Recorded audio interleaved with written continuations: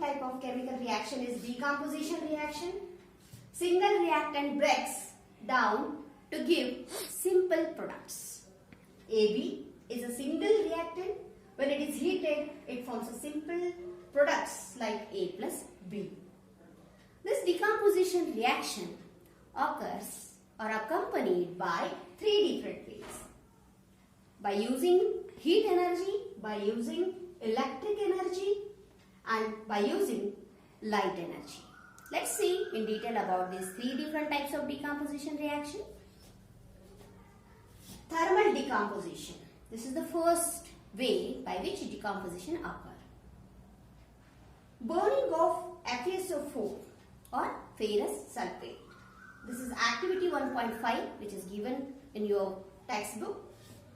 When we heat FeSO4, I have written here 7 water molecules also because this is not given in your textbook, but you should know this.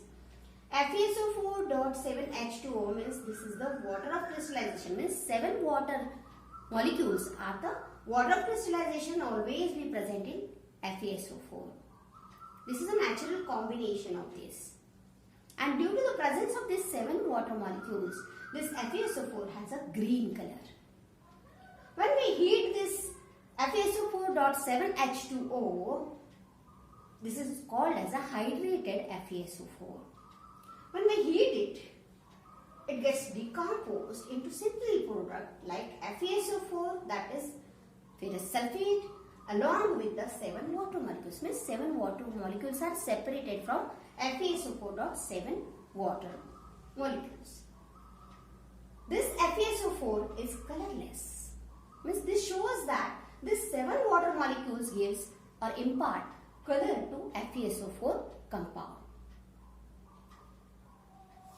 When on further heating FeSO4, it forms ferric oxide Fe2O3 along with SO2 and SO3. These two are gases, and these gases are always be shown with up arrow. This FeSO4 is an aqueous solution. When we heat it, Fe2O3, that is ferric oxide, which is solid compound, which is brown in color. The color of this Fe2O3 is brown in color. Along with this brown colored ferric oxide, SO2, sulfur dioxide and sulfur trioxide, these two different gases are formed. We can recognize these two gases when we observe the burning of FeSO4 in laboratory. The compound form is Fe2O3, which is brown color. Means the green color FeSO4 is converted into brown color, and the burning of sulfur we can smell. So this is the reaction which is based on the thermal decomposition. Means heat is always be used. This decomposition reaction requires always heat energy, always energy in the form of heat, in the form of electricity, in the form of light. This is the thermal decomposition. We can take another example for the thermal decomposition process. PbNO3, lead nitrate. When it is heated, it forms lead oxide plus NO2, which is a nitrogen oxide, nitrogen dioxide, along with the oxygen gas. The brown fumes of nitrogen gas are observed during the process of decomposition of PbNO3 taken twice, that is lead nitrate. Okay? And here also heat is required, and when the heat is required for completion of reaction, the triangle is used for heat. This shows that heat is necessary for breaking down this reactant. Okay? So this is about the thermal decomposition. Second type is electric decomposition. Electric current is necessary in the form of energy for breaking down the one single reactant.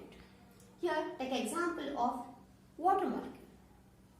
In your textbook, one activity is given on this. when we take two test tubes, one mug, and when the two test tubes are filled with water, two electrodes are used here. One is cathode, which is a negative terminal, anode is a positive terminal, and when we invert these two test tubes in mug, then and the two terminals are joined to battery, and when electric current is passed through this water gets decomposed into hydrogen and oxygen. And this is also observed that volume of hydrogen gas is double the volume of oxygen gas. Why is it so? We know the formula for water, that is H2O, right? Here we see that two atoms of hydrogen and only one atom of oxygen combine together to form a one molecule of water. Means here two parts of hydrogen and one part of oxygen is required. And when the gases evolved or separated, then the volume ratio is also 2:1 for hydrogen and oxygen respectively. Okay. So electric current is needed for electric decomposition. There are few more examples for this electric decomposition when we separate molten alumina, Al2O3. This is aluminium oxide. When it is heated strongly, then we get here aluminium. Means aluminium and oxygen separately, right? So aluminium oxide can be separated here with the help of heat, electric decomposition, right?